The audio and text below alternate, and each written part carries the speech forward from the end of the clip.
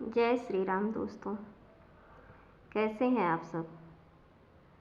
आशा करती हूँ आप सब बहुत अच्छे होंगे। दोस्तों, आज मैं पद्म पुराण के सृष्टि खंड के प्रथम अध्याय का वर्णन कथा के माध्यम से करूँगी, जिसमें ग्रंथ का उपक्रम तथा इसके स्वरूप का परिचय दिया गया है। ब्रह्मा जी की उत्पत्ति कैसे हुई और ब्रह्मा जी ने सृष्टि की रचना कैसे की है, इसके बारे में जानकारी दी गई है। आइए मैं आपको कथा के माध्यम से बताती हूँ।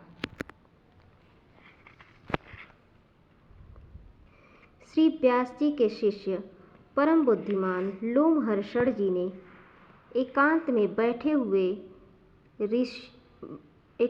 बैठे हुए उग्रश्रवा नामक सूत से कहा, बेटा, तुम ऋषियों के आश्रमों पर जाओ और उनके पूछने पर संपूर्ण धर्मों का वर्णन करो।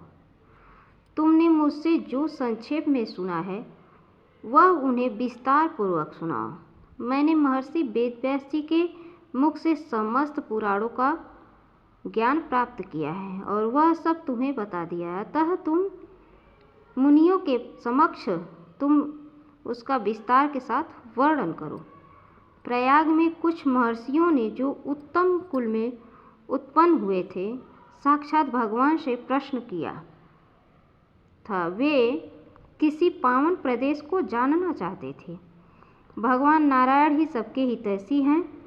वे धर्मानुष्ठान की इच्छा रखने वाले उन महर्षियों के पूछने पर बोले, मुनिवरों, यह सामने से जो चक्र दिखाई दे रहा है, इसकी कहीं तुलना नहीं है। इसकी नाभि सुंदर और स्वरूप दिव्य है। यह सत्य की ओर जाने वाला है। इसकी गति सुंदर एवं कल्याणमयी है। तुम लोग सावधान होकर नियम पूर्वक इसके पीछे पीछे जाओ। तुम्हें अपने लिए हितकारी स्थान की प्राप्ति होगी। यह धर्ममय चक्र यहाँ से जा रहा है। जाते जाते जिस स्थान पर इसकी नेमी जीर्ण शीर्ण होकर गिर पड़े, उसी को पुण्यमय प्रदेश समझना। उन महर्षियों से ऐसा कहकर भगवान अंतर्धान हो गए और वह धर्मचक्र नैमिषारण्य के गंगावर्त नामक स्थान पर गिरा। तब ऋषियों ने निमिषीर्ण होने के कारण उस स्थान का नाम नैमिष रखा और नैमिषारण्य में दीर्घ काल तक चालू रहने वाले यज्ञों का अनुष्ठान आरंभ कर दिया। वहीं तुम भी जाओ और ऋषियों के पूछने पर उनके धर्म विषयक संशयों का निवारण करो। तदंतर ज्ञानी उग्रश्रवा पिताजी की आज्ञा मानकर उन मुनीश्वरों के पास गए तथा उनके चरण पकड़कर हाथ जोड़कर उन्होंने प्रणाम किया। सूत जी बड़े बुद्धिमान थे।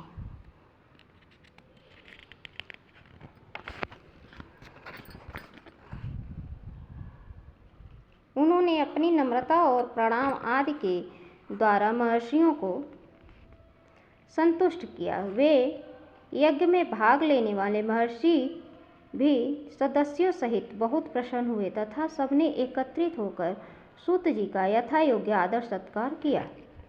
ऋषि बोले, देवताओं समान तेजस्वी सूत जी, आप कैसे और किस देश से यहाँ आए हैं? अपने आने का कारण बतलाइए।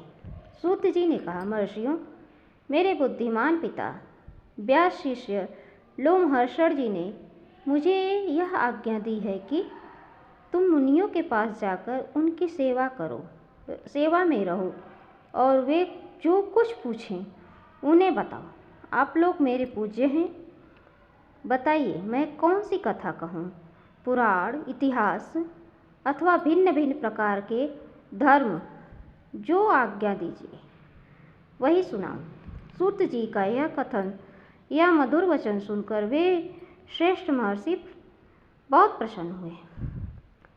अत्यंत विश्वसनीय विद्वान लोमहर्षण पुत्र उग्रश्रवा को उपस्थित देख उनके हृदय में पुराण सुनने की इच्छा जागृत हुई। उस यज्ञ में यजमान थे महर्षि शौनक, जो संपूर्ण शास्त्रों के विशेषज्ञ, मेधावी तथा विज्ञानमय आरण्यक भाग के आचार्य थे। वे सब महर्षियों के साथ श्रद्धा का आश्रय लेकर धर्म सुनने की इच्छा से बोले। शौनक जी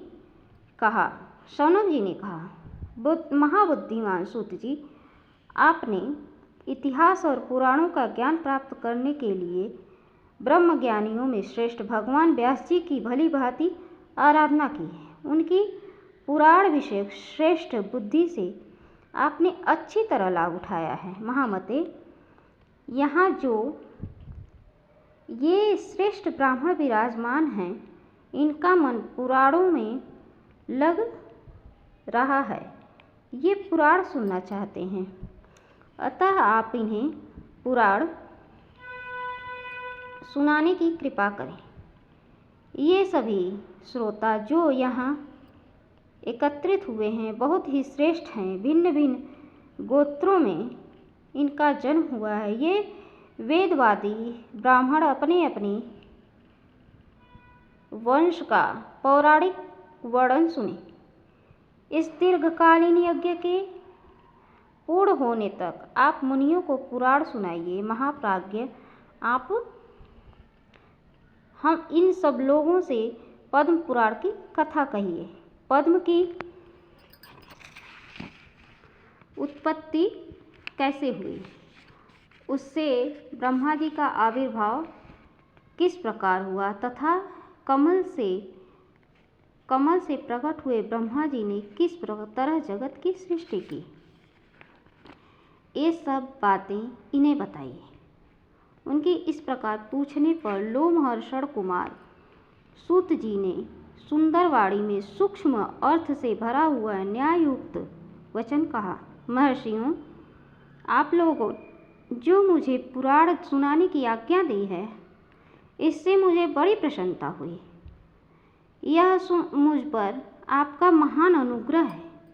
संपूर्ण धर्मों के पालन में लगे रहने वाले पुराणवेत्ता विद्वानों ने जिनकी भली भांति व्याख्या की है, उन पुराणोक्त विषयों का मैंने जैसा सुना है, उसी रूप में वह सब आपको सुनाऊंगा।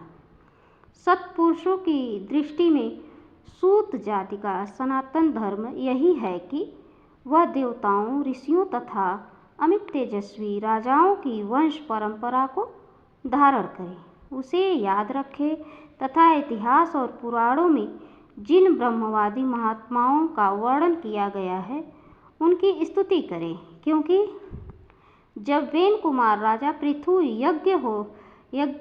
का यज्ञ हो रहा था, उस समय सूत और मागध ने पहल उन महाराज की स्तुति की थी। उस स्तुति से संतुष्ट होकर महात्मा पृथु ने उन दोनों को वरदान दिया। वरदान में उन्होंने सूत को सूत नामक देश और मागध को मगध का राज्य प्रदान किया था। क्षत्रियों के वीर्य और ब्रह्मांड के गर्भ से जिसका जन्म होता है, वह सूत कहलाता है। ब्राह्मणों ने मुझे पुराण सुनाने का अधिकार दिया है। आपने धर्म का विचार करके ही मुझसे पुराण की बातें पूछी है। इसलिए इस भूमंडल में जो सबसे उत्तम एवं ऋषियों द्वारा सम्मानित पद्म पुराण है, उसकी कथा आरंभ करता हूँ। श्री कृष्ण द्वैपायन व्यास जी साक्षात भगवान नारायण के स्वरूप हैं। वे ब्रह्मवादी, सर्वज्ञ, संपूर्ण लोकों में पूजित तथा अत्यंत तेजस्वी हैं। उन्हीं से प्रकट हुए पुराणों का मैंने अपने पिताजी के पास रहकर अध्ययन किया। पुराण सब शास्त्रों के पहले विद्यमान हैं। ब्रह्मा जी ने कल्प के आदि में सबसे पहले पुराणों का ही स्मरण किया था। पुराण त्रिवर्ग अर्थात धर्म, अर्थ और काम के साधक एवं परम पवित्र हैं। उनकी रचना 100 करोड़ श्लोकों में हुई है। समय के अनुसार इतने बड़े बड़े पुराणों का श्रवण और पठन असंभव देखकर स्वयं भगवान उनका संक्षेप करने के लिए प्रत्येक द्वापर युग में व्यास के रूप में अवतार लेते हैं और पुराणों को 18 भागों में बांटकर उन्हें 4 लाख श्लोकों में सीमित कर देते हैं। पुराणों का यह संक्षिप्त संस्करण ही इस भूमंडल में प्रकाशित होता है। देवलोक में आज भी 100 करोड़ श्लोकों का विस्तृत पुराण मौजूद है। अब मैं परम पवित्र पद्म पुराण का वर्णन आरंभ करता हूँ। उनमें 5 खंड और 55,000 श्लोक हैं। पद्म पुराण में सबसे पहले सृष्टि खंड है, उसके बाद भूमि खंड आता है, फिर स्वर्ग खंड और उनके पश्चात पाताल खंड है। तदंतर परम उत्तम उत्तरखंड का वर्णन आया है। इतना ही पद्म पुराण है। भगवान की नाभि से जो महान पद्म कमल प्रकट हुआ था, इससे इस जगत की उत्पत्ति हुई है। उसी के वृत्तांत का आश्रय लेकर यह पुराण प्रकट हुआ है, इसलिए इसे पद्म पुराण कहते हैं। यह पुराण भगवान से ही निर्मल है। उस पर भी उसमें श्री विष्णु भगवान के महात्म्य का वर्णन होने से इसकी निर्मलता और भी बढ़ गई है। देवादिदेव भगवान श्री विष्णु ने पूर्व काल में ब्रह्मा जी के प्रति जिसका उपदेश किया था तथा ब्रह्मा जी ने जिसे अपने पुत्र मरीचि को सुनाया था, वही यह पद्म पुराण है। ब्रह्मा जी ने ही इसे इस जगत में प्रचलित किया है। बोलिए श्री विष्णु भगवान की जय। दोस्तों, आशा करती हूँ आपको यह कथा बहुत अच्छी लगेगी। मिलते हैं नेक्स्ट वीडियो में। धन्यवाद।